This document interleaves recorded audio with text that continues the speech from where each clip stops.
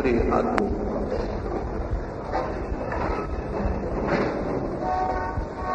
एक छोटी सी घटना से मैं अपनी आज की बात शुरू करना चाहूंगा।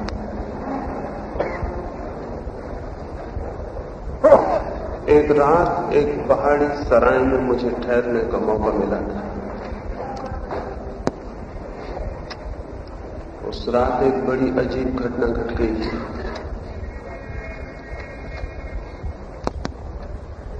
वो घटना रोज ही याद आ जाती है, क्योंकि रोज ही उस घटना से मिलते जुलते लोगों के दर्शन हो जाते हैं। उस रात उस पहाड़ी सराय में जाते ही पहाड़ी की पूरी घाटी में एक बड़ी मार्मिक आवाज सुनाई पड़ी थी। कोई बहुत ही दर्द भरे स्वरों में कुछ पुकार रहा था, लेकिन निकट जाके मालूम पड़ा वो कोई आदमी न था, वो सराय के मालिक का तोता था।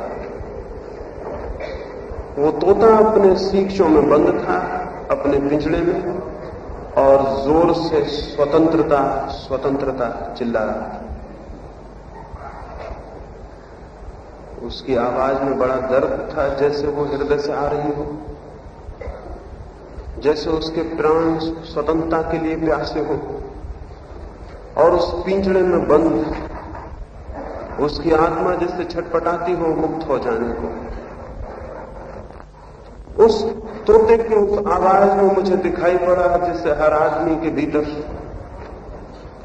कोई बंद है पिंजड़े में और मुक्ति के लिए प्यासा है और चिल्ला रहा है। उस तोते से बड़ी सहानुभूति मालूम हुई, लेकिन सुबह ही मुझे पता चला कि बड़ी गलती हो गई। वो तोता चिल्लाता रहा, मालिक सराय का सो गया और सराय के दूसरे मेहमान भी सो गए, तो मैं उठा, उस तोते के पिंजड़े को खोला और उस तोते को मुक्त करना चाहा।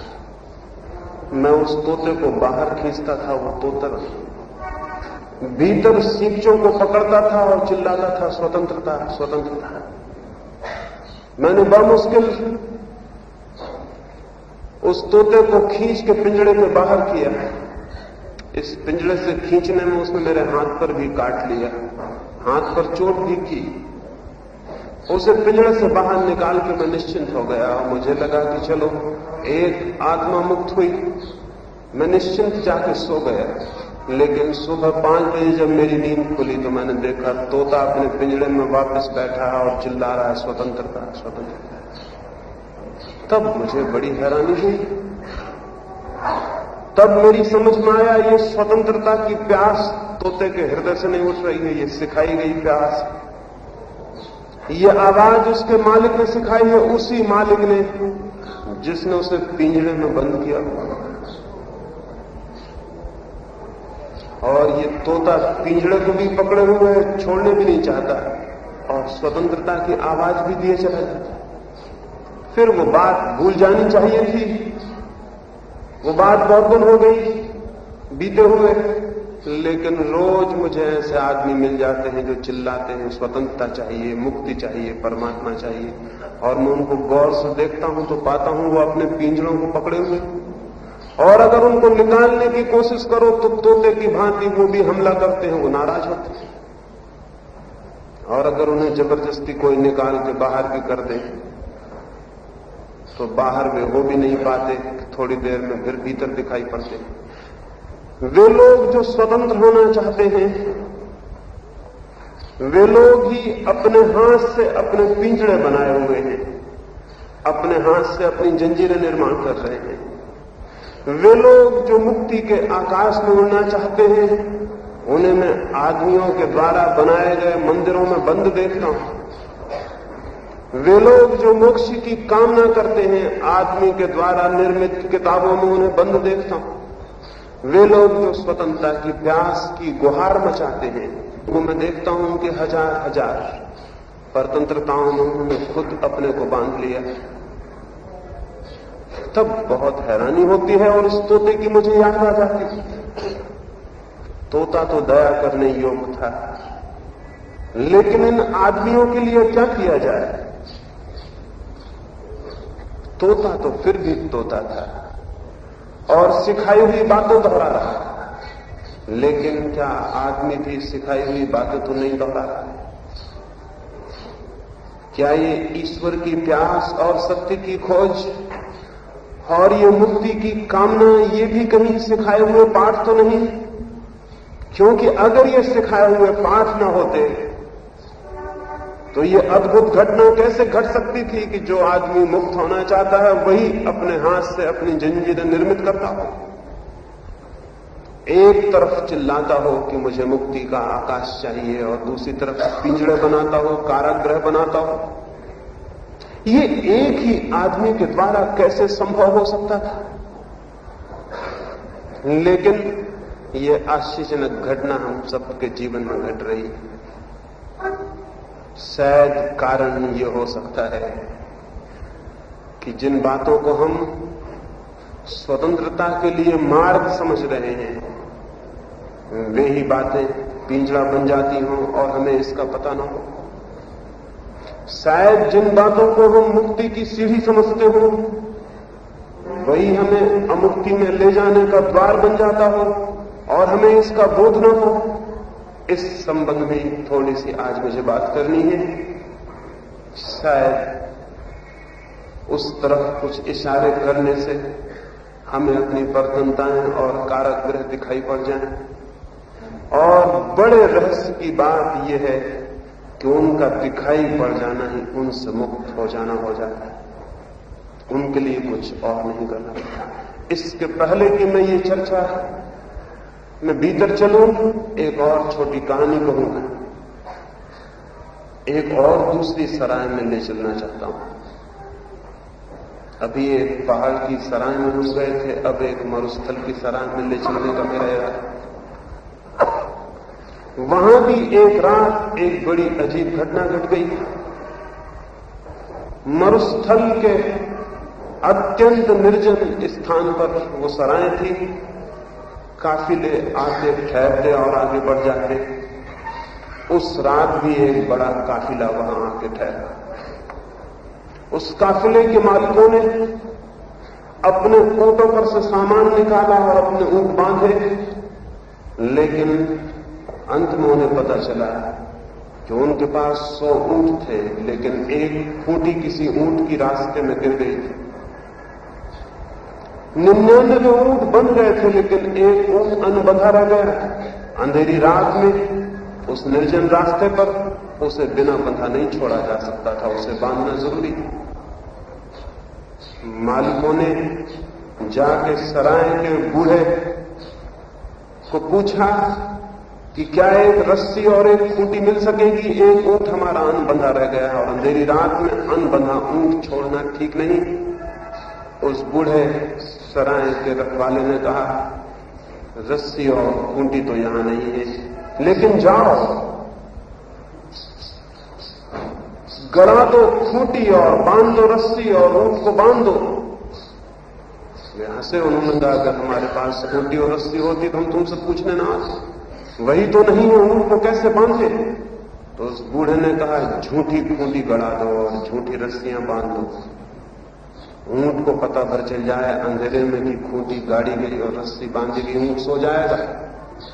उनको विश्वास न पड़ा। उन्होंने कहा, मैं विश्वास नहीं पड़ता। वो बूढ़ा हंसने लगा। उसने कहा, तुम पागल हो, ऊंट तो ऊंट, आदमी भी झूठी खूंटियों में बांध लिए जा सकते हैं। जाओ, कोशिश करो। मजबूरी थी, खूंटी थी नहीं। उस बूढ़े की बात को भी प्रयोग करके देख लेना लाजमी था। काफिले का मालिक गया और एक झूठी खूंटी उसने अपनी जिंदगी में पहली दफा गाड़ी। बड़े हैरानी से गाड़ रहा था, खूंटी थी नहीं, लेकिन वैसे ही आवाज कर रहा था जैसे कि खूंटी होती और गाड़ी जाती। ऊंट खूंटी गाड़ने की आवाज सुन के बैठ गया। मालिक हैरान हुआ। ऊंट राजी हो रहा था।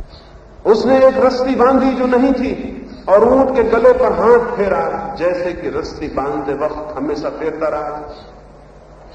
ऊंट बंध गया, ऊंट सो गया, मालिक भी अपनी जगह जाकर सो गया और हैरान हुआ कि बूढ़ा बड़ा अनुभवी है, ऊंटों के संबंध में उसका बड़ा ज्ञान। सुबह जल्दी ही काफिला चलने को तैयार होने लगा। 99 ऊंटों की खूंटियां उखाड़ ली गई और रस्सियां निकाल दी गई, लेकिन 100वें ऊंट पर तो कोई खूंटी न थी, न कोई रस्सी थी। निकाला भी क्या जाता है? उसे जबरदस्ती धक्के देकर उठाने की कोशिश की जाती रही, लेकिन ऊंट ने उठने से इंकार कर दिया। वो बंधा हुआ है, वो उठता भी कैसे? काफिले का मालिक घबरा गया कि क्या इस बूढ़े पहरेदार ने कोई जादू कर दिया है। शक तो रात में भी हुआ था। वो गया उस बूढ़े के पास कि तुमने क्या कर दिया है ऊंट को? ऊंट उठता नहीं। उस बूढ़े ने कहा, पागलो, पहले उसकी खूंटी निकालो और रस्सी खोलो।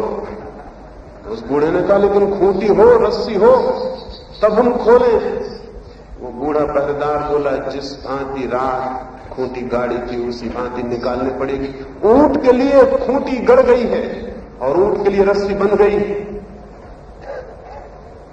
मजबूरी में उस खूंटी को निकालना पड़ा जो नहीं थी, और उस रस्सी को खोलना पड़ा जिसका कोई अस्तित्व न था। रस्सी खोलते, खूंटी उखाड़ते ही ऊंट उठ के खड़ा हो गया।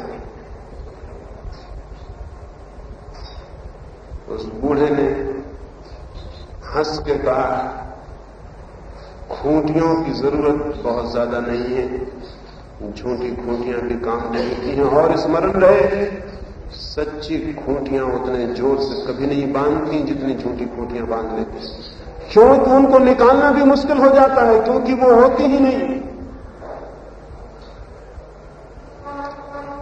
आदमी के ऊपर भी जो बंधन है वो 100वें ऊंट के भांति है। वे सच में अगर हों तो भी कोई बात थी, उनका होना एकदम काल्पनिक, एकदम मन का है। उन्हें देख लेना ही उनसे मुक्त हो जाने के लिए काफी है। तो उस तरफ ही ये थोड़ी सी बातें आज मुझे आपसे कहनी है, ताकि वे बंधन दिखाई पड़ सकें जो कि वस्तुता नहीं है, लेकिन फिर भी हमें बांधे हुए हैं, ताकि वे सींचे दिखाई पड़ सके और पिछड़े और कारागृह जिनमें हमने अपनी आत्मा को खुद ही कैद किया हुआ है और हम चिल्ला रहे हैं कि स्वतंत्रता चाहिए और गुरुओं को खोज रहे हैं और सत्संग कर रहे हैं और उपवास कर रहे हैं और सिर के बल खड़े हो रहे हैं और न मालूम क्या क्या उपाय कर रहे हैं, उन बंधनों से छूटने का जो हमारे ही द्वारा निर्मित हैं और एकदम काल्पनिक है। कौन से वे बंधन हैं जो चित्त को एक गुलामी में परिवर्तित कर देते हैं और चित्त को एक दुख और चिंता में बदल देते हैं और चित्त एक अंधेरी रात की भांति हो जाता है, जहां सिवाय टकराने, चोट खाने और गड्ढों में गिर जाने के लिए अतिरिक्त कोई यात्रा नहीं रह जाती। कौन से वे बंधन हैं और कैसे उनसे हम जाग सकते हैं और कैसे जीवन की परिपूर्णता को, जीवन की प्रफुल्लता को, जीवन के आनंद को और सत्य को अनुभव कर सकते हैं। 3 सूत्रों की इस दिशा में मैं बात करना चाहता हूं। पहला सूत्र, मनुष्य के चित्त को अंधकार में, अज्ञान में, भूले हुए रास्तों पर भटकने के लिए जिस चीज ने बहुत बड़ा आधार रखा है वो है हमारा अंधविश्वास, हमारा अंधापन, हमारी श्रद्धा। ये शब्द बहुत आदृत हो गया है हजारों साल की पूजा के कारण, लेकिन इससे जहरीला, इससे ज्यादा विषाक्त और कोई शब्द नहीं। श्रद्धा ने, विश्वास ने, बिलीफ ने आदमी के जीवन को एक अंधकारपूर्ण कारागृह बना दिया, क्योंकि उस सबका बहुत बुनियादी अर्थ आदमी को अंधा होने के लिए राजी करता है। और जो आदमी अंधा हो जाता है फिर वो कैसी भी खूंटियों पर विश्वास कर सकता है, क्योंकि अगर वो आंख खोले तो दिखाई पड़ सकता था कि खूंटियां झूठी थी। वो ऊंट उस रात धोखे में आ गया, शायद दिन होता तो धोखे में ना आता। रात अंधेरी थी, झूठी खूंटी गाड़ी जा रही थी, ऊंट को दिखाई नहीं पड़ रहा था। आदमी की जिंदगी में रात पैदा करने की तरकीब ईजाद कर ली गई है। आदमी की आंख बंद कर दी जाए तो रात हो जाती, फिर उस अंधेरी रात में उस बंद आंखों में कोई भी बंधन खड़े किए जा सकते हैं। विश्वासों ने मनुष्य की आंखों पर पट्टियां बांधी। विश्वास का अर्थ है हम उन बातों को स्वीकार कर लेते हैं जिन्हें जानते नहीं, जिन्हें हमारे प्राणों ने अनुभव नहीं किया, जिन्हें हमारे जीवन ने स्पर्श नहीं किया। हम उन शब्दों को और सिद्धांतों को पकड़ लेते हैं इस भांति जैसे कि हम उन्हें जानते हो, और फिर यही रुकावट बन जाती है। खोज का यही अंत हो जाता है। एक गांव में एक बहुत बड़ा तार्किक, एक बहुत बड़ा विचारक था। वो एक दिन सुबह गांव के तेली के पास तेल खरीदने गया। उसने देखा कि तेली अपनी दुकान पर बैठा हुआ है और दुकान के पीछे ही तेली का कोल्हू चल रहा है, बैल चल रहा है, चक्कर काट रहा है और तेल पेल रहा है। कोई उसे चला नहीं रहा था। तो उस विचारक ने उस तेली को पूछा, बैल को कोई चला नहीं रहा लेकिन बैल चलता चला आ रहा है, बात क्या है? उस तेली ने कहा, देखते नहीं बैल की आंखें बंद हैं, आंखें बंद, बैल को ये पता भी नहीं है कि कोई नहीं चला रहा। उस विचारक ने पूछा, लेकिन अगर वो खड़ा हो जाए तब तो उसे पता चल जाएगा कि पीछे कोई नहीं है। उस तेली ने कहा, जरा गौर से देखें, बैल के गले में मैंने घंटी बांध रखी, जब तक घंटी बजती रहती मैं समझता हूं कि बैल चल रहा है, और जब घंटी बंद हो जाती मैं उठ के बैल को फिर से पीछे से चला देता हूं, तो बैल को ये ख्याल बना रहता है कि मैं हमेशा उसके पीछे हूं, इसलिए वो खड़े होने की हिम्मत नहीं करता। उस विचारक ने थोड़ा सोचा और उसने कहा, यह भी तो हो सकता है कि बैल खड़ा हो जाए और सिर को हिलाता रहे ताकि घंटी बजे और आपको धोखा पैदा हो जाए। उस तेली ने कहा, माफ करो और जल्दी से दुकान से जाओ, कहीं बैल तुम्हारी बातें न सुन ले। ये तुम्हारी बात बड़ी खतरनाक हो सकती है, मेरा सारा धंधा ही चौपट हो सकता है। आदमी की आंख पर भी कुछ धंधे करने वाले लोगों ने पट्टियां बांध दी और वे बड़े डरते हैं कि विचार की कोई बात इन आंखें बंद आदमियों के कानों में न पड़ जाए, नहीं तो ये सारा धंधा चौपट हो सकता है जो धर्म के नाम पर सारी जमीन को एक जहरीले नाग की तरह घेरे हुए। आदमी के आंख पर पट्टियां बांध दी गई हैं और विचार की कोई खबर न पहुंच पाए उसके पास। इसलिए हजारों साल से यह समझाया जा रहा है कि विश्वास करना विचार नहीं, विचार भटका देगा, विश्वास ही पार ले जाने वाली नाव है, जबकि अंधापन कब किसको पार ले जा सकता है। फिर यह अंधापन किसी भी प्रकार का हो सकता है, आस्तिक का हो सकता है, नास्तिक का हो सकता है। अगर आस्तिक घर में पैदा हुए हैं तो ये आस्तिक का होगा अंधापन कि बचपन से ये विश्वास मन में डालना शुरू कर दिया जाएगा, ईश्वर है, मोक्ष है, नरक है, स्वर्ग है, और ये भी बात सिखाई जाएगी कि कभी संदेह मत करना। संदेह करने वाला आदमी भटक जाता है, जबकि सच्चाई यह है कि जो संदेह करता है वही किसी दिन सत्य पर पहुंच पाता है, जो संदेह नहीं करता उसके सत्य तक पहुंचने का कोई मार्ग नहीं। लेकिन विश्वास करने वाला सिखाता है संदेह मत करना, डाउट मत करना, विश्वास करना, जरा भी संदेह मत लाना, बस विश्वास करना। ये कितनी नासमझी की बात है। कोई आदमी कितना ही विश्वास करे, क्या विश्वास करने से उसके भीतर के संदेह का अंत हो सकता है? जबरदस्ती लाया गया विश्वास क्या भीतर संदेह को समाप्त कर सकता है? संदेह भीतर मौजूद रहेगा। लाख विश्वास को हम ऊपर से ओढ़ते चले जाएं, लेकिन भीतर जब तक चेतना जागी हुई है वो कहेगी मुझे ये पता नहीं, ये सही भी हो सकता है, ये गलत भी हो सकता है। इस संदेह को कुचलते जाओ। विश्वास की शिक्षा है, संदेह को कुचलो, इसके प्राण ले लो, इसकी गर्दन दबा दो, इसकी आवाज बाहर मत आने दो और तुम विश्वास को ओढ़ते चले जाओ। ऐसा आदमी अगर अपने भीतर के संदेह की हत्या करने में समर्थ हो गया है तो वो समझ ले उसने संदेह की नहीं, अपनी ही आत्महत्या कर ली, क्योंकि तब उसका अंधापन स्थायी हो गया जिसका इलाज नहीं हो सकेगा।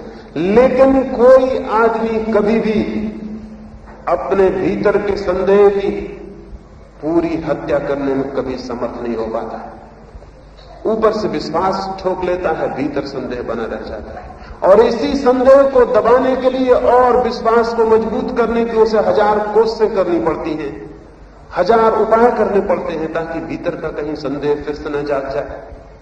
सारे धर्म यही करते रहे हैं, जबकि स्थिति सत्य के खोजी की बिल्कुल उल्टी होगी ये कि वो अपने संदेह को पूरी तरह विकसित करे, ठीक ठीक विकसित करे। सम्यक संदेह, राइट डाउट ही यात्रा का प्राथमिक बिंदु है। वो ठीक से संदेह करे, संदेह के विज्ञान को समझे, संदेह की पूरी ताकत को समझे और पूरे प्राणों से, पूरे प्राणपण से जिज्ञासा करे, पूछे, शक करे। और अगर वो ठीक से संदेह करता चला जाए और पूरी तरह से और इस संदेह में कहीं भी समझौता न करे, तो एक दिन संदेह की ये खोज ही उसे उन रास्तों पर पहुंचा देगी। ये संदेह की निरंतर खोज ही उन्हें उन तथ्यों पर पहुंचा देगी जिन पर संदेह नहीं किया जा सकता है। संदेह की खोज ही असंदिग्ध तथ्यों पर ले जाने वाला मार्ग है, और तब भीतर कोई संदेह नहीं रह जाता और एक सत्य की ज्योति सारे प्राणों में व्याप्त हो जाती है। दो शब्दों में कहना चाहें तो मैं ऐसा कहूंगा, जो आदमी विश्वास से शुरू करता है उसकी मौत संदेह को लेके होती, और जो आदमी संदेह से शुरू करता है वो अपने जीवन में उस जगह पहुंच जाता है जहां संदेह की कोई जगह नहीं रह जाती। संदेह से यात्रा करने वाला ही ठीक ठीक सत्य तक पहुंच पाता है। विश्वास से यात्रा करने वाला तो अंधेरे में भटक जाता है, क्योंकि उसने आंख तो पहले ही बंद कर ली, दर्शन की क्षमता तो उसने पहले ही खो दी, खोज का आग्रह तो उसने पहले ही समाप्त कर दिया। अब तो वो एक मृत लाश की भांति है, एक मुर्दा आदमी की भांति, उससे क्या खोज हो सकेगी। पहला बंधन देखने जैसा है मनुष्य के ऊपर, और वो विश्वास का है। आस्तिक भी विश्वास करता है और नास्तिक भी। नास्तिक विश्वास कर लेता है ईश्वर नहीं है, आत्मा नहीं है, मोक्ष नहीं है, उसका विश्वास नकारात्मक है। आस्तिक का विधायक है, लेकिन दोनों के विश्वास हैं और दोनों अंधे हैं। किसी को यह हक नहीं है कहने का कि ईश्वर नहीं है जब तक कि वो जान न ले। किसी को यह हक नहीं है सोचने का और मान लेने का कि ईश्वर है जब तक कि वो पहचान न ले। इसलिए ठीक ठीक धार्मिक आदमी वो है जो हां और ना दोनों को अस्वीकार कर देता है और खोज को अंगीकार करता है, जो ये कहता है कि मुझे ज्ञात नहीं है लेकिन मैं जानना चाहता हूं, जो ये नहीं कहता कि मुझे मालूम है कि ईश्वर है, जो ये भी नहीं कहता कि मुझे मालूम है कि ईश्वर नहीं है। ऐसा जो आदमी इस तरह के आग्रहपूर्ण अंधता में पड़ जाता है, उसकी तो खोज वहीं बंद हो गई, समाप्त हो गई। खोज करने वाला चित्त, इंक्वायरी करने वाला चित्त तो खुला होगा, मुक्त होगा। वो कहेगा मैं नहीं जानता हूं लेकिन जानना चाहता हूं, मुझे ज्ञात नहीं है लेकिन मेरे प्राण जानने को आतुर है। सत्य मुझे अज्ञात है, इसलिए मैं कैसे कहूं कि क्या है और क्या नहीं है। इतना ही कह सकता हूं निश्चय से अभी कि मैं अज्ञान में हूं। धार्मिक व्यक्ति की पहली पहचान है कि वो न आस्तिक होगा न नास्तिक होगा, न वो हिंदू होगा न मुसलमान होगा। धार्मिक आदमी अज्ञात के प्रति आतुर होगा, जिज्ञासु होगा, पिपासु होगा और अपने अज्ञान के प्रति सचेष्ट होगा। ये जो लोग विश्वास को पकड़ लेते हैं, ये अपने अज्ञान को भूल जाते हैं और विश्वास के द्वारा झूठे ज्ञान को पैदा कर लेते हैं और इस भ्रम में पड़ जाते हैं कि मैं जानता हूं। आस्तिकता और नास्तिकता की बकवास ने सारी दुनिया में ये भ्रम पैदा कर दिया है कि हम जानते हैं, मैं जानता हूं, जबकि हम कुछ भी नहीं जानते।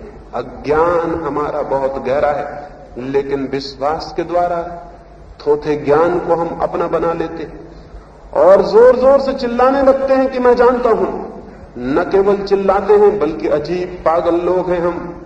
इस थोथे ज्ञान के ऊपर एक दूसरे की हत्या भी कर सकते, मंदिरों मस्जिदों में आग भी लगा सकते, मुल्क के मुल्क को तबाह भी कर सकते हैं, क्योंकि हमारा ज्ञान दूसरे के ज्ञान से सही है इसलिए, जबकि हमारा ज्ञान भी वैसा ही अंधकारपूर्ण है जैसा दूसरे का। और अंधेरे में हम जिन बातों पर विवाद कर रहे हैं वे दोनों ही बातें एक जैसी हैं। अंधेरे में किए गए अनुमान हैं, अंधेरे में किए गए अनुमान और विश्वास खेलने के लिए तो अच्छे हो सकते हैं। जिन लोगों को बैठ के बुद्धिमत्ता की शतरंज खेलनी हो उनके लिए तो ठीक हो सकते हैं। जिनको अनुमान करके कल्पनाओं के आकाश में उड़ना हो उनके लिए तो ठीक हो सकते हैं, लेकिन जो लोग सचमुच जीवन की खोज में निकले हैं उनके लिए नहीं। मैंने सुना है एक स्कूल में एक इंस्पेक्टर का आगमन हुआ था।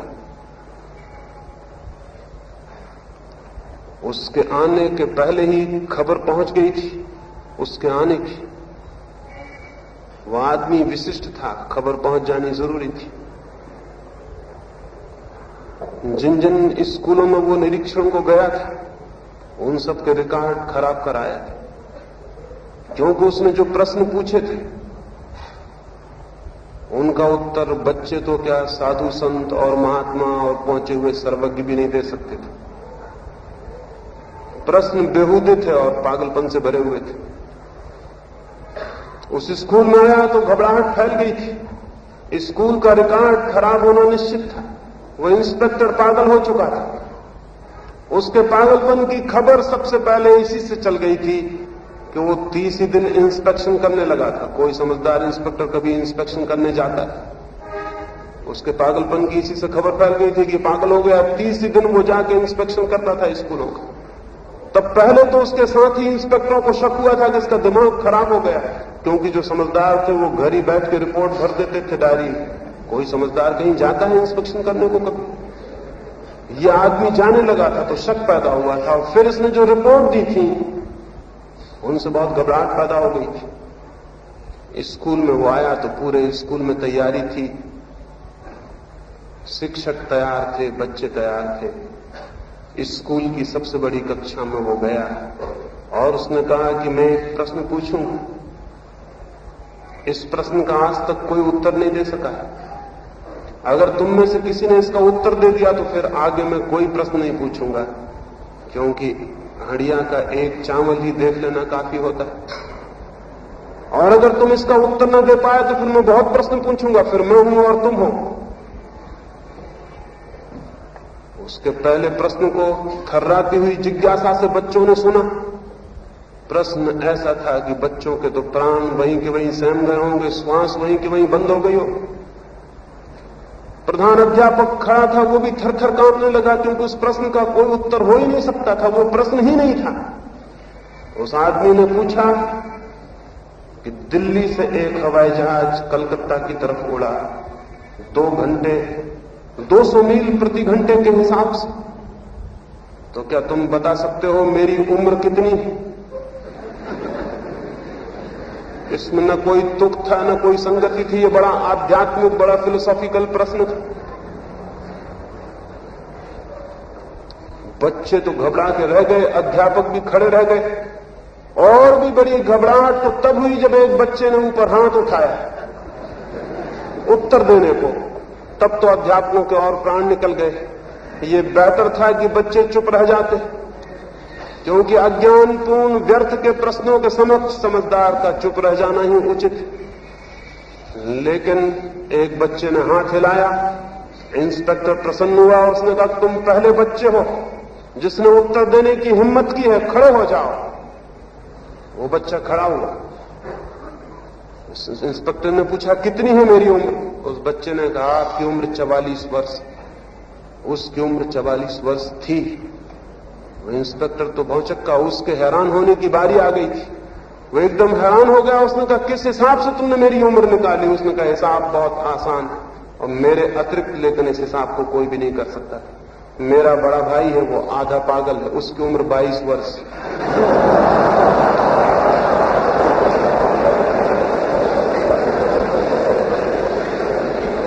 आप सारे मुल्क में पूछ लेते तो भी इसका उत्तर मिलने वाला नहीं था। ये उत्तर मैं ही दे सकता हूं।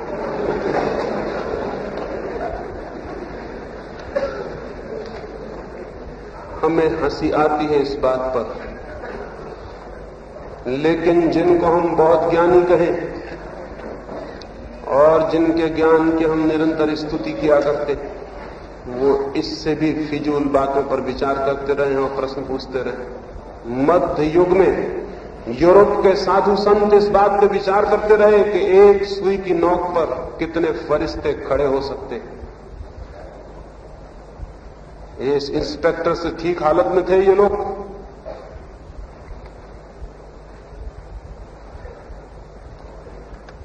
लूथर जैसे समझदार आदमी ने यह लिखा है कि मक्खियां शैतान के द्वारा बनाई गई।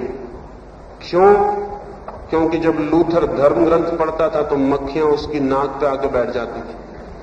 साफ है कि मक्खियां धर्म के कार्य में बाधा देने के लिए बनाई गई, तो भगवान तो नहीं बना सकता।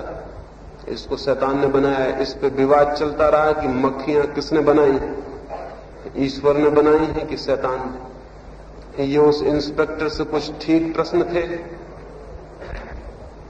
स्वर्ग और नरक के नक्शे बनाए जाते रहे और उन पर विवाद होता रहा कि कौन सा नक्शा ठीक है, जैनियों का नक्शा ठीक है कि हिंदुओं का नक्शा ठीक है।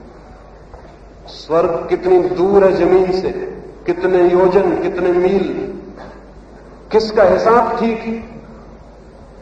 देवताओं की लंबाई कितनी होती है, उम्र कितनी होती, इस पे विवाद होते रहे। और ये विवाद करने वाले लोग इतनी गंभीरता से, इतनी सीरियसनेस से ये बातें करते रहे कि सामान्य जन को ऐसा मालूम पड़ा है कि बहुत जरूरी बातें जिंदगी के बाबत सोची जा रही। और फिर इन बातों से, इन विचारों से जो नतीजे निकाले, जैसे उस लड़के ने 44 वर्ष की उम्र का नतीजा निकाला, इनसे जो नतीजे निकाले हैं उन पर आम आदमी को कहा गया है कि तुम विश्वास करो। हमने खोज लिया है, तुम विश्वास करो। हमने पता लगा लिया है, तुम विश्वास करो। तुम्हारा काम है विश्वास करने का। जरूर ये सारे लोग किसी बहुत गहरी अहमन्यता से, किसी बहुत गहरे इगोइज्म से पीड़ित रहे होंगे, जिन्होंने ये कहा है हमने खोज लिया है और तुम विश्वास करो। हम हैं खोजने वाले, हम हैं बताने वाले, तुम हो मानने वाले। दुनिया में कोई मानने वाला नहीं। हर आदमी जिसे परमात्मा को जानना हो, सत्य को जानना हो, उसे मानने वाला नहीं, उसे खुद ही खोजने वाला होना पड़ेगा। कोई दूसरा आदमी बताने वाला नहीं हो सकता, क्योंकि हर बताने वाला आदमी जो दूसरा उसको मान लेता है, दूसरे आदमी को अंधा बनाने में सहयोगी हो जाता है। जबकि खोज के लिए खुली हुई आंखें चाहिए। इसलिए पहली बात मैं आपसे कहना चाहता हूं, अपने विश्वासों की तरफ बहुत खुली आंख से देखें तो आपको पता चलेगा विश्वास झूठे हैं और सीखे हुए हैं, संदेह सच्चा है और अनसीखा हुआ है। वो आपके भीतर है, वो आपके प्राणों में, वो आपकी आत्मा की ताकत है। संदेह आपकी शक्ति है और विश्वास बिल्कुल उधार, जबरदस्ती आरोपित बातें हैं। इन उधार विश्वासों के साथ आपकी यात्रा नहीं हो सकती।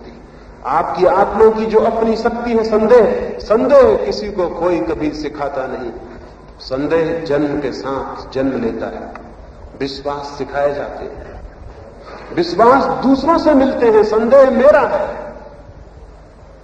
तो मैं संदेह को लेकर अगर चलूं, ये मेरी ताकत है, ये मेरी इंक्वायरी है, ये मेरी खोज है, ये मेरा अन्वेषण है, ये मेरी जिज्ञासा है, ये मेरी प्यास है, अगर इसको लेकर मैं चलूं तो शायद मैं जीवन की गहराइयों में उतर सकता हूं, अन्यथा नहीं। दूसरों की बातें लेके चलूंगा तो कैसे उतर सकूंगा। लेकिन हम सब उधार ज्ञान से पीड़ित लोग हैं और ये सारा उधार ज्ञान एक ही बिंदु पर टिक गया है और वो ये है कि विश्वास करना चाहिए। मैं आपसे कहना चाहता हूं, जो आदमी विश्वास करता है वो आदमी कभी भी धार्मिक नहीं है। इसीलिए तो विश्वास करने वाले लोग जमीन पे इतने हैं, लेकिन धर्म कहां। कभी सोची ये बात, हर आदमी विश्वासी है, कोई हिंदू है, कोई मुसलमान है, कोई ईसाई है, कोई है, कोई किसी बात में विश्वास कर रहा है, कोई किसी बात में, लेकिन धर्म कहां है दुनिया में। जब इतने लोग धार्मिक हैं तो धर्म भी तो होना चाहिए था, लेकिन वो नहीं है। निश्चित ही धर्म के संबंध में कोई बुनियादी भूल हो रही है और पहली भूल है और वो है विश्वास के द्वारा आंखों के बंद हो जाने के लिए राजी हो जाना। मत राजी हो, इंकार करें। जो आदमी इंकार नहीं करता वो आदमी जिंदा नहीं है। इंकार करें चारों तरफ से आते हुए प्रभाव को जो कहता है कि विश्वास करो और भीतर की जिज्ञासा को दबा देना चाहता है, भीतर की आत्मा को बंद कर देना चाहता है, भीतर के प्राणों को परतंत्र कर देना चाहता है। चारों तरफ के प्रभाव से सजग होना जरूरी है और उसके प्रति एक गहरा इंकार, एक पूर्ण इंकार मन के भीतर स्पष्ट होना चाहिए कि मैं किसी भी प्रभाव के कारण स्वीकार नहीं करूंगा उस दिन तक जब तक कि मैं न जान लूं। ऐसी जिसके भीतर जिज्ञासा होती है, ऐसी अदम्य जिसके भीतर प्यास होती है, वो जरूर जानने में समर्थ हो जाता है। ये पहली बात है। दूसरी बात, विश्वास को हटा दें और विचार को भीतर जन्म दें।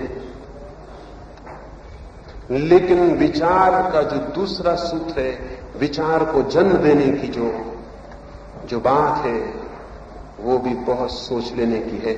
विचार के आधार पर या विचार के नाम पर हम एक बड़ी अजीब बात कर लेते। हम विचार को जन्म देने के नाम पर विचारों को संग्रह कर लेते हैं और सोचते हैं हमारे भीतर विचार का जन्म हो गया। थिंकिंग के नाम पर हम थॉट्स को इकट्ठा कर लेते हैं। विचार करने की क्षमता के नाम पर हम विचारों का जमघट इकट्ठा कर लेते हैं और सोचते हैं कि हम विचारपूर्ण हो गए। विचारशीलता में और विचार के संग्रह में बुनियादी भेद है। बल्कि सच्चाई यह है, जो आदमी जितने विचारों को इकट्ठा करने के लिए उत्सुक हो जाता है, समझ लेना उसके भीतर विचार की क्षमता उतनी ही कम है। वो उसी क्षमता की कमी की पूर्ति इस भांति विचारों को इकट्ठा करके कर लेने की कोशिश कर रहा है।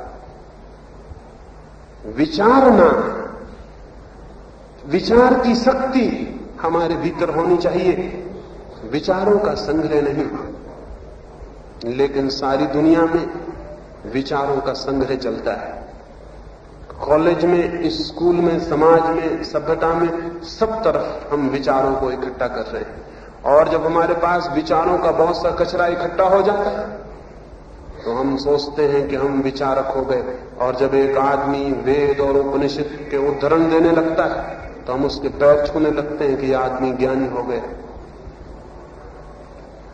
ये सारे उद्धरण, ये वेद, उपनिषद, गीता और बाइबल और सारे शास्त्र और इन सबका स्मरण एक बिल्कुल यांत्रिक प्रक्रिया है। इससे ज्ञान का और विचार का कोई संबंध नहीं। शायद आपको पता न हो, अब तो यांत्रिक मस्तिष्क बन गए हैं और आदमी के मन की स्मृति पर निर्भर रहने की अब कोई जरूरत नहीं। अब तो मशीन उत्तर दे सकती है। मशीन से पूछें कि फलानी ऋचा का क्या अर्थ है, तो मशीन उत्तर दे सकती है। या गीता के फलाने फलाने हिस्से में क्या लिखा हुआ है, तो मशीन उत्तर दे सकती है। पिछली बार शायद मनुष्य जाति के इतिहास में पहली दफा यह घटना घटी, कोरिया के लड़ाई के वक्त चीन से अमेरिका युद्ध में आगे बढ़े या न बढ़े, इसका निर्णय सेनापतियों ने नहीं किया, मशीन ने किया।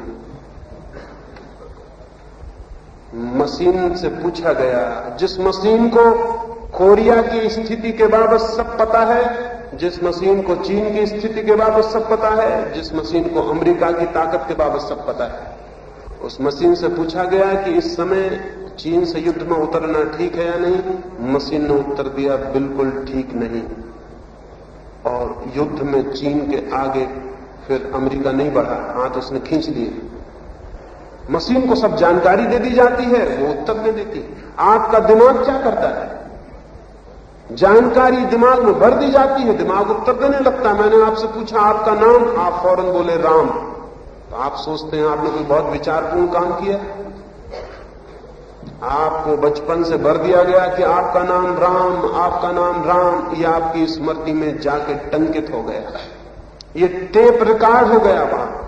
बाहर से प्रश्न आया आपका नाम, भीतर से स्मृति बोली राम, आप समझे कि आप विचारक हो गए। ये काम तो मशीन कर देती, इसमें कोई विचारशील हो जाने का सवाल नहीं है। विचारशीलता विचारों का संग्रह नहीं है, फिर विचारशीलता क्या है? अगर विचारशीलता विचारों का संग्रह नहीं तो विचारशीलता क्या है? विचारशीलता है जीवन के प्रति एक सचेतना, जीवन के प्रति एक जागरूकता, जीवन के प्रति निरंतर प्रतिक्षण जागा हुआ होना। जो आदमी प्रतिक्षण, जीवन में तो प्रतिक्षण चारों तरफ से हमारे ऊपर घटनाएं घट रही हैं, आघात हो रहे हैं, उनके उत्तर हमारे भीतर से आने हैं। सुभाष बाबू के बड़े भाई थे शरद चंद्र, वो ट्रेन में सफर करते थे। बाथरूम में स्नान करने को गए, सांझ का वक्त, अंधेरा हो गया। वो स्नान करते थे, उनकी कीमती घड़ी हाथ से छूट गई और संडास के रास्ते नीचे ट्रेन के गिर गई। बाहर आए, उन्होंने चेन खींची, गाड़ी रुकी, लेकिन रुकते रुकते तो कोई 1 मील का फासला तय हो गया। अंधेरी रात, ड्राइवर और कंडक्टर ने, गार्ड ने कहा बहुत मुश्किल है घड़ी को खोजना, 1 मील पीछे न मालूम घड़ी कहां पड़ी हो, इस अंधेरी रात में उसे कैसे खोजा जा सकता है? शरदचंद्र ने कहा नहीं, कठिनाई नहीं होगी, मैंने जलती हुई सिगरेट उसके पीछे ही डाल दी, तो मेरी सिगरेट जहां पड़ी होगी उसके 1 फीट के घेरे में घड़ी होनी चाहिए, और जलती हुई सिगरेट है, वो अंधेरे में भी दिखाई पड़ जाएगी, आप आदमी भेजें। वो घड़ी मिल गई, वो जलती सिगरेट के 1 फीट पास पड़ी हुई थी। इस आदमी की घड़ी गिरी, आपकी घड़ी गिरती, आप क्या करते? शायद चिल्लाते कि अरे मेरी घड़ी गई, बाहर आके बताते कि मेरी घड़ी गिर गई, चेन खींचते, लेकिन तब तक गाड़ी बहुत आगे निकल चुकी होती। इस आदमी ने बड़ी विचारशीलता का प्रमाण दिया, इसने बड़ी जागरूकता का प्रमाण दिया। घड़ी गिरी, एक घटना खड़ी हो गई, एक समस्या खड़ी हो गई, इस आदमी ने होश से देखा और एक क्षण में इसे बात दिखाई पड़ गई, घड़ी नहीं खोजी जा सकेगी। इसने जलती हुई सिगरेट उसके पीछे डाल दी, ये एक क्षण में हो गया। और ये बात स्मृति से नहीं हुई, क्योंकि जिंदगी में ये पहले ही मौका था, इसकी कोई मेमोरी नहीं थी, इसकी कोई स्मृति नहीं थी, ये कोई रोज रोज घड़ी गिराने का काम नहीं हुआ था, ये किसी किताब में पढ़ा नहीं था कि घड़ी गिर जाए तो जलती हुई सिगरेट पीछे डाल देना। अब आप डाल सकते हैं, लेकिन वो विवेकशीलता नहीं होगी।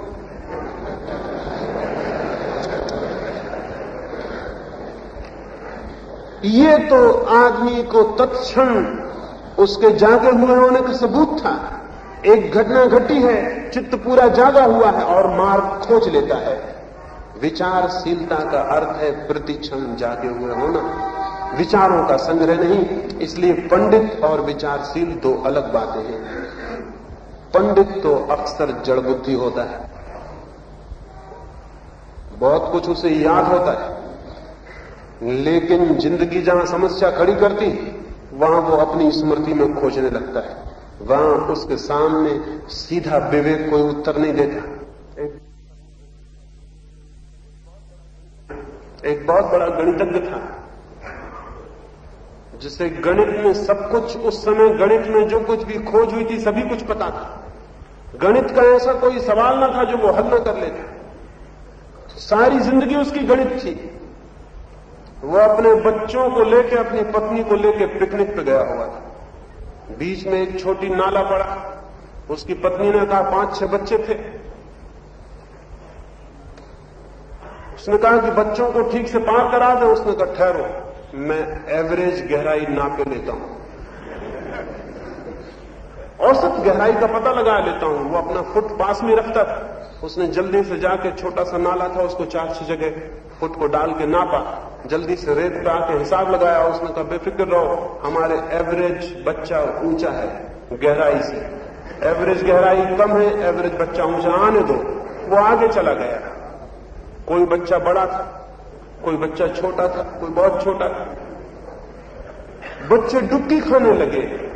उसकी पत्नी चिल्लाई कि बच्चे डूबते हैं। वो भागा उस पार जहां उसने हिसाब किया था रेत पे कि कोई भूल तो नहीं हो गई। वो बच्चा डूबता रहा। वो गणितज्ञ भागा रेत के किनारे। ऐसा कैसे हो सकता है? उसने कहा मैंने हिसाब बिल्कुल ठीक लगाया हुआ था। वो वापस गया अपना हिसाब देखने। वो बच्चा वहां डुबकी खा रहा था और मर रहा था। ये आदमी कैसा है? इसमें बुद्धिमत्ता तो जरा भी नहीं है, विचारशीलता तो जरा भी नहीं है। हां, खुश जिसको कहे पांडित गणित का बहुत है। शायद गणित में उससे कोई नहीं जीत सकता था। परीक्षा होती तो गोल्ड मेडल उसे मिलता। इसीलिए तो ये होता है कि विश्वविद्यालय जिनको गोल्ड मेडल देते हैं, जिंदगी उनका कोई भी सम्मान नहीं कर पाती। जिंदगी में उनका कहीं कोई पता नहीं चलता।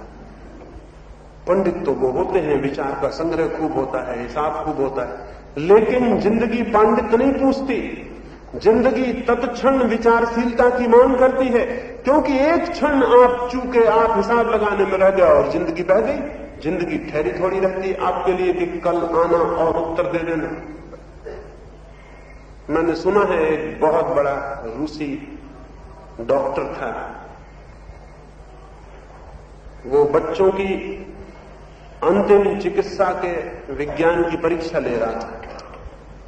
उसने एक युवक को पूछा जिसकी सारी परीक्षाएं हो गई थी और अंतिम उसकी मुखाग्र परीक्षा हो रही थी और अंतिम डिग्री थी ये रूस में जो चिकित्सा विज्ञान में मिलती।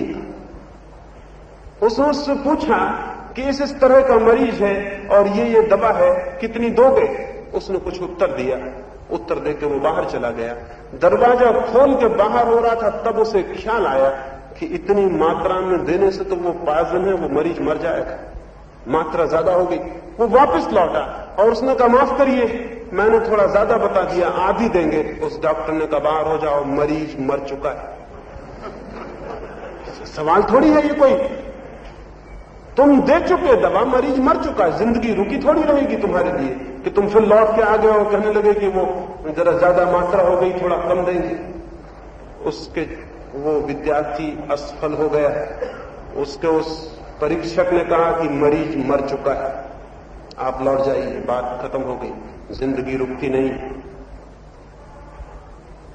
जिंदगी रुकती नहीं है तो इसका मतलब क्या हुआ? इसका मतलब हुआ कि प्रति क्षण हमें जागा हुआ होना चाहिए। जब जिंदगी सामने हो तब भीतर होश होना चाहिए। विचार का अर्थ है अत्यंत होशपूर्वक जीना, विचार का संग्रह नहीं। निरंतर सावधानी से जीना, निरंतर जागे हुए जीना, वो विचार का अर्थ है। तो दूसरा सूत्र है चित्त निरंतर विचार पूर्ण होना चाहिए। विचारों से भरा हुआ नहीं, बल्कि विचारशीलता से भरा हुआ। कैसे ये चित्त विचारशीलता से भरेगा? उसके लिए तीसरा सूत्र, अंतिम सूत्र आपसे कहना चाहता हूं, और ये बड़े आश्चर्य की बात है। शायद ये देखने में बात विरोधी मालूम पड़ेगी। वही व्यक्ति सर्वाधिक विचारशील होता है जिसके चित्त में सबसे कम विचार होते हैं। जिसके चित्त में जितने कम विचार होते हैं उतनी ही ज्यादा विचारशीलता हो सकती है। और जब विचार बिल्कुल नहीं होते तो चित्त परिपूर्ण विचार में उपस्थित हो जाता है, मौजूद हो जाता है। जब बिल्कुल थॉटलेस होता है मस्तिष्क, जब चित्त बिल्कुल विचार से शून्य होता है, तभी विचारशीलता अपनी परिपूर्णता पर होती है।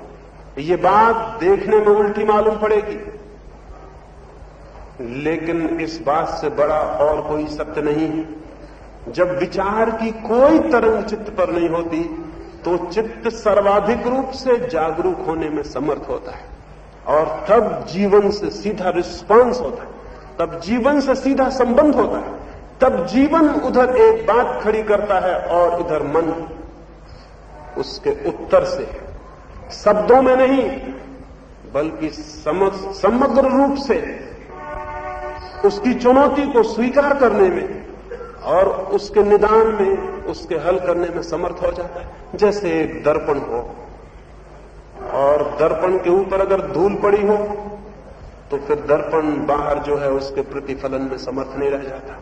धूल ना हो तो दर्पण के सामने कुछ भी आ जाए, दर्पण पूरा प्रतिफलन करता है।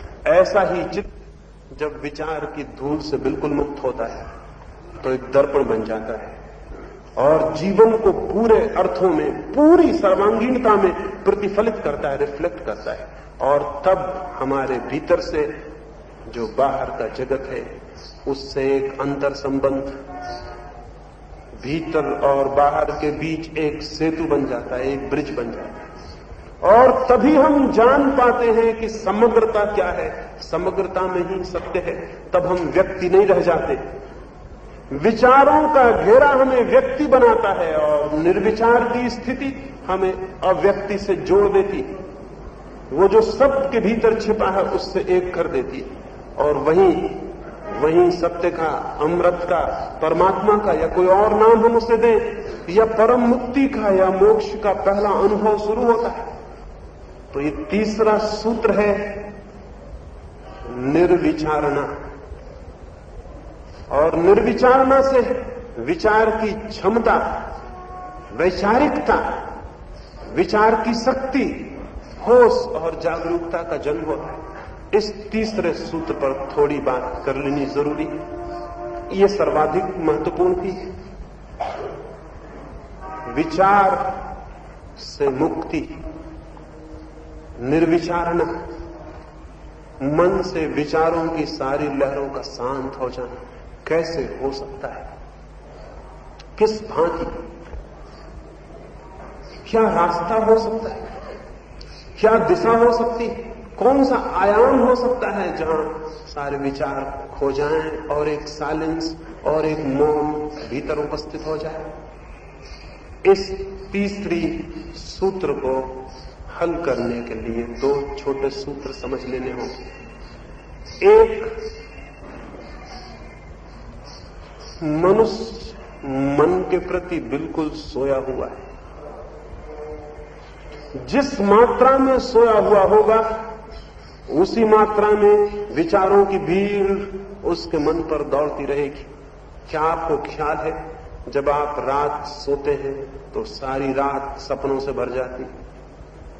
और क्या आपको ये भी पता है वे सपने ऐसे मालूम पड़ते हैं जैसे बिल्कुल सच हो? कभी आपको सपने में ऐसा पता चला क्या कि जो मैं देख रहा हूं वो झूठा है? सपने में जो भी आप देख रहे हैं सभी सच है।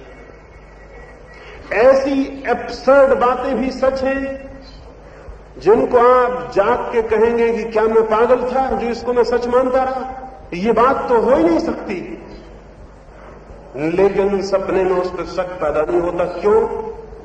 क्योंकि सपने में आप बिल्कुल सोए हुए।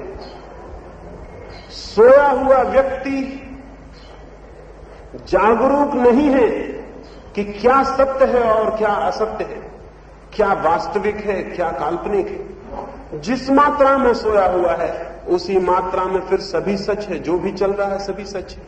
और मन पर जो भी आ रहा है वो सभी ठीक प्रतीत होता है। लेकिन सुबह आप जागते हैं और जागते से हंसने लगते हैं कि ये सब क्या चला, ये सब सपने में क्या हुआ, मैं कहां कहां की यात्रा किया, कहां कहां गया और पड़ा हूं अपने घर। ये सब झूठा था, ये सब कल्पना थी। यह आपको कैसे पता चला? ये बात आप सपने में भी तो मौजूद थे, तब पता क्यों न चली? आप सोए हुए थे, अब आप जाग गए, इतना फर्क पड़ गया। और इस फर्क ने बुनियादी फर्क ला दिया। जो सपने सच मालूम होते थे वो झूठ मालूम होने लगे। लेकिन जिसे हम जागरण कहते हैं वो भी पूरा जागरण नहीं, एक और जागरण है, इसके भी ऊपर एक जागरण है। और जिस दिन वो जागरण किसी को उपलब्ध होता है, उस दिन जिस जिंदगी को हम इस जागने में सच समझे हुए थे, जिन विचारों को, जिन सपनों को, वे भी एकदम झूठे मालूम पड़ते। तब ज्ञात होता है कि वो भी एक सपना था, वो भी एक सपने से ज्यादा नहीं था। और चूंकि हम सोए हुए थे इसलिए वो हमें सच मालूम पड़ रहा था, उसमें कोई सच्चाई न थी। चीन में एक बादशाह, एक ही लड़का था उसका, वो मरण सैया पर पड़ा था। बूढ़ा बादशाह, एक ही लड़का था, वो मरने के करीब है। चिकित्सक इंकार कर चुके कि बच नहीं सकेगा। वो रात भर उसके पास बैठा है। 2 रात बीत गई, तीसरी रात आ गई है, शायद आज सुबह नहीं हो सकेगी। लड़के की जिंदगी की ज्योति बुझी बुझी मालूम होती। 3 दिन का जागा हुआ राजा, बूढ़ा आदमी, वो उसके खाट के ऊपर ही सिर रख के सो गया। सोते ही उसने एक सपना देखा। उसने सपना देखा वो सारे जगत का सम्राट हो गया है। एक छोटे से राज्य का सम्राट था। सपने में देखा सारी प्रतिभा का राजा हो गया, सारी पृथ्वी उसके अंतर्गत, चक्रवर्ती सम्राट हो गया। 12 उसके लड़के हैं, बहुत सुंदर, बहुत युवा, बहुत सुंदर उसकी पत्नियां हैं, सब सुंदर है, सब सुखद है। और तभी वो जो सामने लड़का उसका सोया था, मरना सन, वो मर गया। महल में रोना पीटना होने लगा। उसकी पत्नी आई, छाती पीट के चिल्लाई तो उसकी नींद टूट गई। नींद टूट गई तो वो सारा राज्य, वो सपना, सारी पृथ्वी का राज्य, वो 12 सुंदर युवक पुत्र, वो सुंदर रानियां, वो सब समाप्त हो गए। आंख खोली तो देखा कि वो लड़का समाप्त हो गया। वो हंसने लगा। उसकी पत्नी हैरान हो गई। उसने कहा, आप हंसते हैं? और लड़का चल बसा। वो बोला, मैं किन लड़कों के लिए रोऊं? 12 लड़के और थे, वो भी चल बसे। एक बड़ा राज्य था, वो भी छिन गया। तुमसे बहुत सुंदर पत्नियां थी, वो अब नहीं। मैं उनके लिए रोऊं या ऐसे एक लड़के के लिए जो चल बसा? और मजा ये है कि जब मैं सो गया था तो ना ये लड़का मेरे लिए था, ना तुम थी, ना ये राज्य था। और एक और राज्य था, और लड़के थे, और रानियां थी। अब जब मैं जाग आया हूं तो वो राज्य नहीं है, वो लड़के नहीं है, वो रानियां नहीं है, अब ये लड़का है और तुम हो। और रात में फिर सो जाऊंगा और फिर कोई दूसरे सपने में जाग जाऊंगा। राजा ने कहा, मैं किसके लिए रोऊं ये नहीं समझ पा रहा हूं, इसलिए मुझे हंसी आ गई, क्योंकि जिंदगी में ये पहला मौका है कि मेरे सामने विकल्प खड़ा हुआ है कि मैं किसके लिए रोऊं। उन लड़कों के लिए जो बहुत सुंदर थे और 12 थे, उस राज्य के लिए जो बहुत बड़ा था, या इस लड़के के लिए जो एक था, अकेला था, और इस छोटे से राज्य के लिए और तुम्हारे लिए, किसके लिए रोऊं?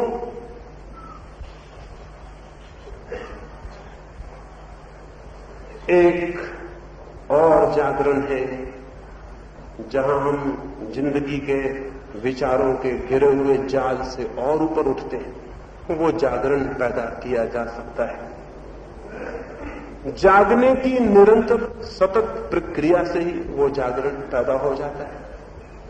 हमने जागने की कभी कोई कोशिश नहीं की। कभी आकस्मिक जागने के कोई क्षण आते हैं, आप रास्ते में जाते हो, कोई छुरा लेके आपके सामने खड़ा हो जाए, तो एक क्षण को आपके भीतर एक अवेकनिंग पैदा होगी। एक क्षण को आप पूरी तरह जाग जाएंगे, जैसे सारी नींद टूट गई, सारे विचार खत्म हो जाएंगे, सारे सपने छिन जाएंगे, सिर्फ एक तथ्य सामने खड़ा रह जाएगा और आपकी चेतना एक दर्पण बन जाएगी। एक क्षण को फिर बात खत्म हो जाएगी। कोई घर में मर जाएगा, कोई बहुत परिजन, उसकी मृत्यु एक चोट कर देगी, और भीतर एक जागरण फलित होगा। एक क्षण को आप ठिठके रह जाएंगे और फिर सब विलीन हो जाए। जिंदगी में कभी कभी किन्हीं क्षणों में जागरण पैदा होता है, लेकिन इस जागरण को सतत सावधानी से भीतर जगाया जा सकता है। चलते उठते बैठते ये पैदा किया जा सकता है।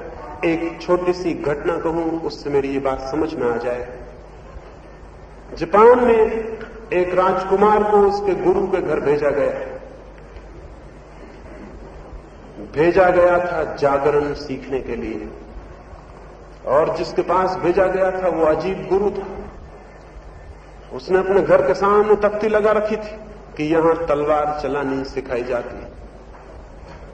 राजकुमार बहुत हैरान हुआ, अपने पिता को उसे हंसी आई कि इस गुरु के पास भेजा है जो तलवार चलाना सिखाता है, जागरण से इसका क्या संबंध।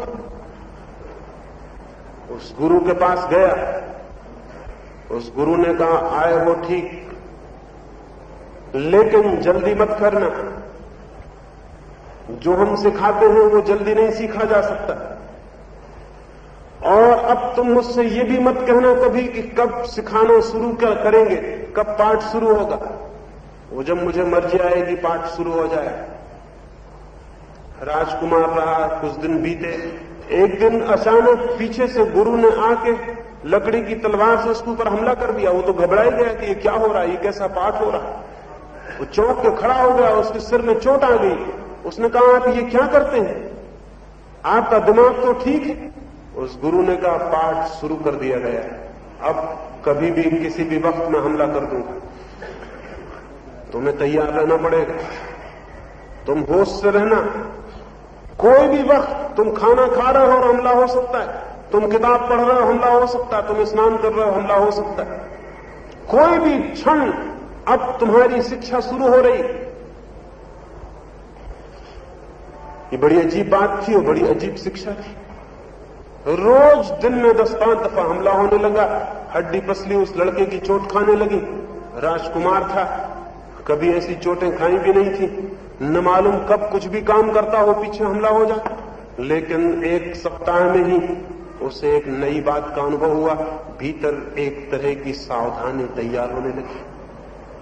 24 घंटे जैसे भीतर कोई सचेत रहने लगा, सतर्क रहने लगा। होता है हमला, अभी हो सकता है, कभी भी हो सकता है, कोई भी क्षण हमला बन सकता है। 1 महीना बीतते बीतते तो वो हैरान हो गया। उसके भीतर कोई बलशाली चेतना खड़ी हो गई। हमला होता था और हमले के साथ ही उसका हाथ अनजाने उठ जाता, हमले को रोक लेता। अब चोट खानी मुश्किल हो गई थी। जैसे अपने आप सारा शरीर, सारी चेतना हमले से बचाव करने लगी थी। वो काम कर रहा है, पीछे से हमला होता है और हाथ उड़ जाएगा और हमला रोक लिया जाएगा। 1 महीने तक सतत सावधानी का ये परिणाम हो जाना स्वाभाविक था। 3 महीने बीत गए। अब गुरु को चोट पहुंचानी कठिन हो गई थी। कैसे भी असावधानी के क्षण में हमला किया जाए, सारा शरीर, सारा प्राण रक्षा कर लेता था। 3 महीने बाद गुरु ने कहा, अब सोते में भी सावधान रहना, नींद में भी हमला किया जा सकता है। यह और कठिनाई थी। जागते तो जागते ठीक था, नींद में हमला होगा, और नींद में हमले होने शुरू हो गए। वो राजकुमार सो रहा है और कभी भी रात में 2-4 बार गुरु हमला कर दे। पहले तो उसे बड़ी मुश्किल हुई, चोट फिर पड़ने लगी शरीर पर, लेकिन चेतना 1 ही महीने में और गहरी हो गई। नींद में भी कोई जैसे बोध भीतर मौजूद रहने लगा कि हमला हो सकता है। एक मां सोती है, बच्चा रोता है, घर भर के लोगों को पता नहीं चलता, उसका हाथ चला जाता है और बच्चे को समझा लेता है और सुला देता है। शायद उसे भी पता नहीं है, लेकिन कोई भीतर एक सावधानी चल रही। हम इतने लोग यहां सब सो जाएं आज रात, और एक आदमी आए और कहे राम राम, सारे लोग सो रहेंगे। जिसका नाम राम है वो आंख खोल के कहेगा, क्या बात, कौन बुलाता है। सबके कानों में आवाज पड़ जाएगी राम की, लेकिन बाकी का राम के प्रति कोई सावधानी नहीं है। उस आदमी की है, राम के प्रति उसकी सावधानी है। तो नींद में भी एक चेतना काम करेगी। 1 महीना बीतते बीतते नींद में भी हमले से रक्षा होने लगी। नींद में भी वो हाथ उठ जाता नींद में भी वो बचाव कर लेता, सोता हुआ। 3 महीने बीत गए, पूरे 6 महीने बीत गए थे। अब तो बड़ी अजीब बात हो गई थी। हमले की तो बात दूर, गुरु की पग ध्वनि भी सुनाई पड़ जाती। वो आ रहा है, इसका भी पता चल जाता। हमला करना तो बहुत दूर। साल बीत गया, उस युवक को अब चोट पहुंचाना कठिन था। एक दिन झाड़ के नीचे बैठे उसे ख्याल आया, ये बूढ़ा मुझे काफी चोटें पहुंचा चुका, मैंने कभी ख्याल ही नहीं किया, आज मैं भी तो इस पर हमला करके देखूं। ये भी सावधान है या मुझको ही सावधान बनाए चला जा रहा है। दूर उसका गुरु बैठा था, दूर दरख्त के नीचे, वहीं से गुरु बोला, ठहर ठहर, मैं बूढ़ा आदमी हूं, हमला मत कर देना। अभी तो ये बैठा सोच ही रहा था, उसने कहा ठहर ठहर। ये बहुत हैरान हो गया, उसने कहा मैंने तो सिर्फ सोचा भर है, अभी हमला कहां किया। गुरु ने कहा और थोड़े दिन ठहर, जब और तेरी सावधानी बढ़ेगी तो पग ध्वनि नहीं, विचार की ध्वनियां भी तुझे सुनाई पड़नी शुरू हो जाएंगी। वे भी सूक्ष्म तरंगे हैं, जो उतना सावधान होगा वो उनके प्रति भी जाग जाता है। वो सावधानी में दीक्षित होकर वापस लौटा। उसके गुरु ने उसे तलवार चलानी कभी नहीं सिखाई। वापस लौटा, उसके पिता ने कहा तुम क्या सीख के आया? उसने कहा कि बड़ी अजीब बात है, मैं सावधानी सीख के आया, लेकिन अब मैं किसी भी तरह के तलवारबाज से जूझ सकता हूं, क्योंकि तलवार चलाने वाला सोचे इसके पहले कि कहां हमला करूं, मेरी सुरक्षा हो जाएगी। अब मैं सावधान, मैंने तलवार चलानी नहीं सीखी। मेरा गुरु अजीब था, उसने मुझे तलवार चलाना, कभी मुझे तलवार पकड़नी भी नहीं बताई। उसने कहा तलवार पकड़ के क्या करेगा, उससे क्या फायदा है। सवाल तो असल है कि तू जागरूक है तो तेरे ऊपर हमला नहीं हो सकता, हमले के पहले तेरी चेतना बचाव कर लेगी, तू तैयार है। जीवन में हम सब भी अगर सावधानी से चलना, उठना, बैठना, सोना करने लगे तो कोई तलवार चलाने सीखने की किसी गुरु के पास जाने की जरूरत नहीं है। अगर हम उठते बैठते सावधानी का प्रयोग करने लगे, जैसे हमेशा सचेत रहने लगे, जैसे हमेशा इस बात का स्मरण बना रहने लगे मैं क्या कर रहा हूं, कैसे उठ रहा हूं, कैसे बैठ रहा हूं, कैसे चल रहा हूं, एक एक कदम, एक एक श्वास हमारी होश से चलने लगे, हम उसके प्रति जागे रहने लगे, तो भीतर एक जागरूकता का जन्म निश्चित हो जाता है। और ये जागरूकता एक अद्भुत परिणाम लाती है। इस जागरूकता के पैदा होते ही विचारों की भीड़ विदा हो जाती है, सपनों की भीड़ विदा हो जाती है। एक नया जागरण खड़ा हमने, जिस चेतना के सामने कोई विचार नहीं टिकता, मन एकदम मौन और शांत हो जाता है। एक साइलेंस, एक मौन, एक शांति उत्पन्न होती है। इसी शांति में, इसी मौन में जाना जा सकता है वो जो है, पहचाना जा सकता है वो जो सत्य है, पहचाना जा सकता है वो जो प्राणों का प्राण है। इसी शांति में, इसी मौन में, इसी जागरूकता में जीवन का अर्थ और कृतार्थता उपलब्ध होती है। मृत्यु के बाहर पहुंच जाता है मनुष्य, दुख और पीड़ा के ऊपर उठ जाता है और पहली बार परिचित होता है आनंद से। उस आनंद का नाम ही प्रभु है। उस आनंद तक प्रत्येक के लिए जाने का मार्ग है, लेकिन कोई दूसरे का बनाया हुआ मार्ग किसी दूसरे के काम नहीं आ सकता।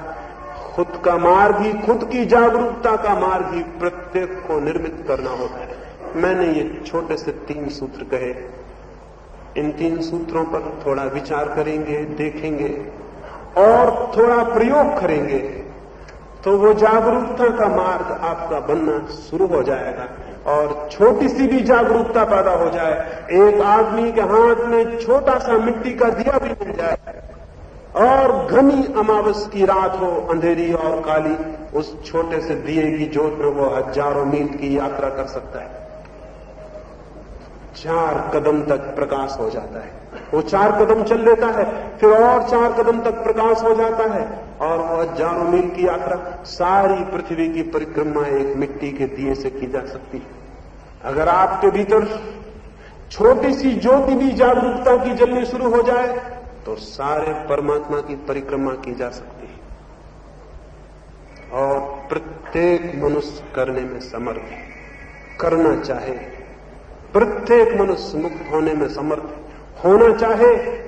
प्रत्येक मनुष्य अपने पिंजड़े के बाहर आ सकता है, लेकिन समझ ले ठीक से कि कहीं वो खुद ही तो अपने पिंजड़े के सीखों को नहीं पकड़े थे। ये थोड़ी सी बातें मैंने कही, इनको बातों को इतने प्रेम और शांति से सुना, उससे मैं बहुत बहुत अनुग्रहित हूं। और अंत में सबके भीतर बैठे परमात्मा को प्रणाम करता हूं। मेरे प्रणाम स्वीकार करें।